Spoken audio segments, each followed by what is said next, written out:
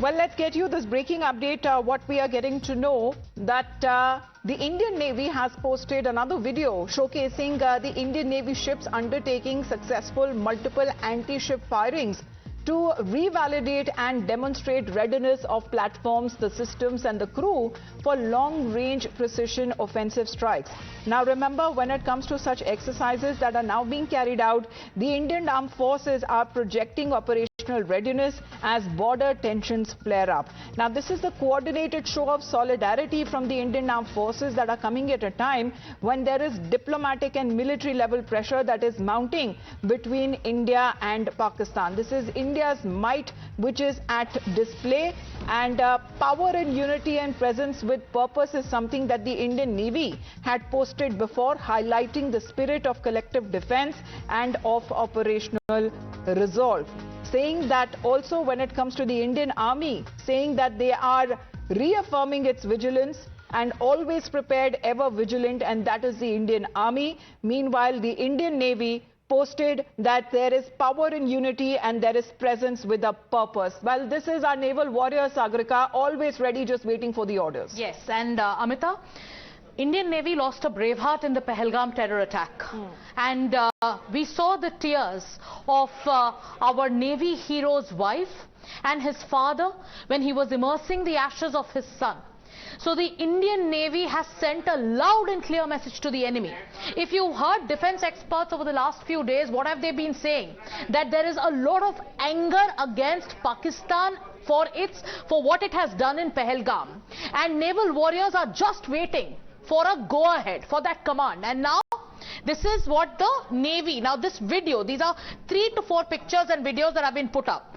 The Indian Navy says that the Indian Navy ships have undertaken successful multiple anti-ship firings to revalidate and demonstrate readiness of platforms, systems and crew for long-range precision offensive strike.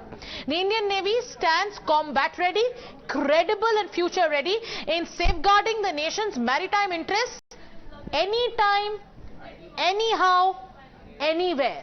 Now, anytime, anyhow, anywhere. That is what the Indian Navy is saying, and that's possibly why the Pakistani Defense Forces are scurrying for cover. Since yesterday, you've been seeing how the ISI possibly has asked its Lashkar puppets to backtrack. TRF, like, you know, the cowardly TRF has taken back responsibility, saying, humne nahi kiya Pahalgam. Then there's a lot of social media buzz around where General Asim Munir is.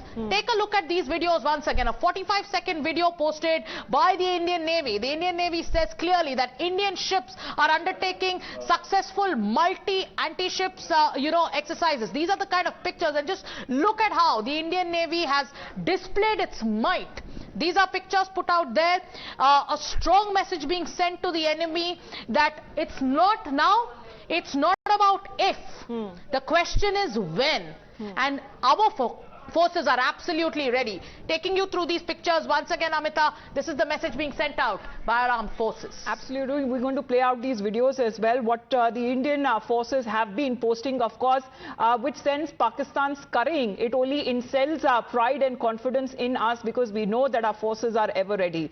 Srinjoy and Pradeep also connected with us. Srinjoy, we are looking at exercises and drills that are being carried out, be it the Akraman exercise by the Indian Air Force. The Navy has been conducting drills. The Indian Army is always ready, highlighting the spirit of collective defense and operational resolve. The Western Naval Command is very active in the Arabian Sea, and that is something Pakistan has to watch out for, because the Pakistan Navy is much weaker than the Indian Navy. It's much smaller, much weaker, despite the help it's getting from China and also from Turkey. So there is no comparison between the naval strengths of the two countries. So also geographically, Pakistan being where it is, there is only one port, Karachi. So it's much easier for the Indian Navy to take strong action against Pakistan or the Pakistani Navy, or to cut off all access to goods flowing into Karachi. So we've heard of the Cuban Missile Crisis when the US blockaded Cuba. Even without firing a shot, if the Indian Navy wants to do it, it can do it. We are not saying that this will happen. I'm saying this is an option for the Indian Armed Forces. More than that, the firepower that the Indian Navy has is considerable. Now, when you have an aircraft carrier, what the aircraft carrier can do is give you reach. It can be far away from the land, and it can send aircraft to hit targets on land. That is the advantage of having an aircraft carrier. You can launch aircraft with weapons from the aircraft carrier in the middle of the Arabian Sea and still hit targets on land. That is the great advantage that India has.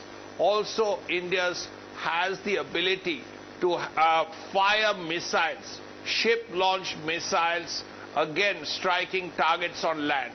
This ability gives the Indian Navy enormous reach and has the ability to stop all traffic, all goods traffic, all ship-laden goods traffic in its tracks. Yes. In the entire IOR, that is the Indian Ocean region, the Indian Navy is the strongest force.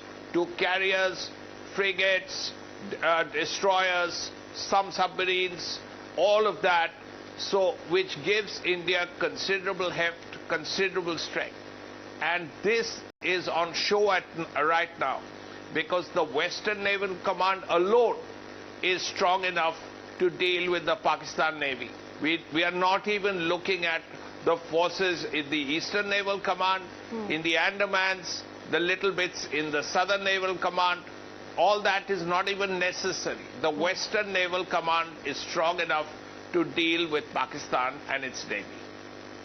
Well, this is the coordinated show of solidarity coming in from the Indian Armed Forces, coming at a time when there is diplomatic and military pressure that is now rising on Pakistan. Let's in the meantime